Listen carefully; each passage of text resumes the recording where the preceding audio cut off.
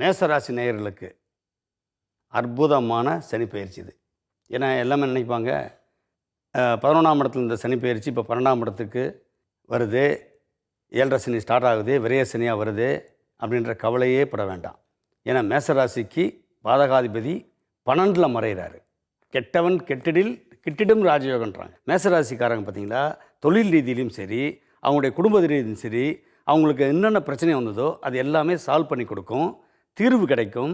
அதே மாதிரி உங்களுடைய பார்வை நீங்கள் பார்க்குறது பார்த்தீங்கன்னா டக்கான நெகட்டிவானதான் கண்ணு தென்படும். எப்பவுமே தவறான விஷயத்தை நோட் பண்ணி அதை சரி பண்ணிக்கிற விதத்தை தான் இந்த சனி பகவான் உங்களுக்கு இந்த 7.5 சனியாக வருவார் தவிர கெடுதல் பண்ண மாட்டார். மேஷராசிக்காரர்களுக்கு இன்றையிலிருந்து 7.5 சனி ஆரம்பிக்குது.